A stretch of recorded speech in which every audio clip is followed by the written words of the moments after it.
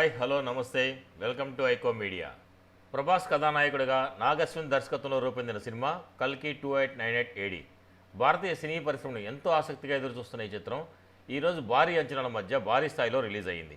కథ విషయానికి వస్తే ప్రపంచంలో ఉన్న సహజ సిద్ధమైన వనరులన్నీ కోల్పోయి నిర్జీవమైన ఈ భూమిలో కాశీ పట్టణం చివరి పట్టణంగా ఉంటుంది. అక్కడే సుప్రీం యాస్కిన్ కాంప్లెక్స్ అనే ఒక వండర్ఫుల్ లోకాన్ని క్రియేట్ చేసుకొని ఆ ప్రాంతాన్ని రూల్ చేస్తూ ఉంటాడు. కాంప్లెక్స్ కింద భూమి మీద ప్రజలు కష్టపడుతూ బాధలతో ఉంటారు. అక్కడే ఉండే భైరవ కాంప్లెక్స్లో వెళ్ళి హ్యాపీగా బతకాలని కోరుకుంటాడు. దీనికోసం భైరవ రకరకాల ప్రయత్నాలు చేస్తూ ఉంటాడు. ఈ క్రమంలో జరిగిన కొన్ని నాటకీయ పరిణామాల నేపథ్యంలో మళ్ళీ 6000 సంవత్సరాల తర్వాత కల్కి దేవుడు రాబోతున్నాడని సుప్రీం యాస్కిన్ మనుషులకి అర్థమవుతుంది. దాంతో సుమతి కడుపులోనే దేవుణ్ణి కాపాడడానికి అశ్వత్థామ వస్తాడు. దీనికి భైరవ అడ్డుపడుతూ ఉంటాడు. ఈ క్రమంలో జరిగిన సంఘటనలు ఏమిటి, అసలు భైరవ ఎవరు, ఇంతకీ సుప్రీం యాస్కిన్ మోటివ్ ఏమిటి, చివరికి సుమతిని అశ్వత్థామ సేవ్ చేశాడా లేదా అనేదే ఈ మిగిలిన కథ. ఈ చిత్రం పురాణాలను భవిష్యత్తును కలుపుతూ అత్యంత భారీ బడ్జెట్తో రూపొందించడం జరిగింది. ప్రభాస్, అమితాబ్ బచ్చన్, కమల్ హాసన్తో పాటు మిగిలిన అగ్రనటి నటులు అందరూ అద్భుతంగా యాక్ట్ చేశారు.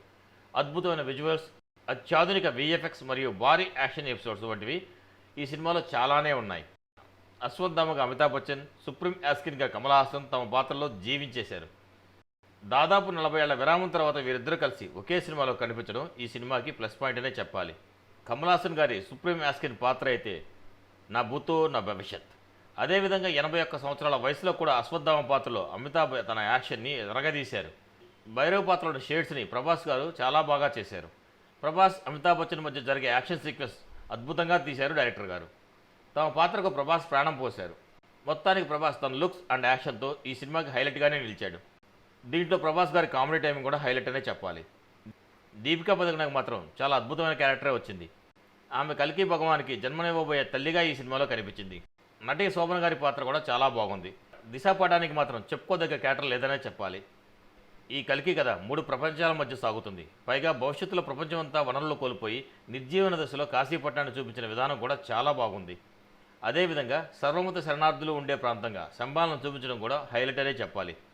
అన్ని వనరులు కలిగిన కాంప్లెక్స్ని చాలా బాగా డిజైన్ చేశారు.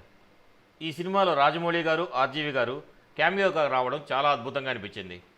పురాణాలను భవిష్యత్తును కలుపుతూ హై వోల్టేజ్ యాక్షన్ ఎమోషనల్ ఎంటర్టైనర్గా వచ్చిన ఈ చిత్రానికి యూనిక్ స్టోరీ థీమ్తో బిగ్గెస్ట్ స్టార్ క్యాస్ట్తో చాలా బాగా తీశారు. ప్రభాస్ ఫ్యాన్స్తో పాటు సాధారణ ప్రేక్షకులకు కూడా ఈ సినిమా ఫుల్ కిక్ ఇచ్చింది. మరిన్ని టాలీవుడ్ అప్డేట్స్ కోసం మా ఛానల్ సబ్స్క్రైబ్ చేసుకోండి. మా వీడియో నచ్చినట్లయితే లైక్ చేయండి, షేర్ చేయండి. మీ అభిప్రాయాలు కూడా మా కామెంట్ రూపంలో తెలియచేయండి. మరో వీడియోలో మళ్ళీ కలుస్తాను. అందువరకు ఉంటాను. Bye bye. జై హింద్.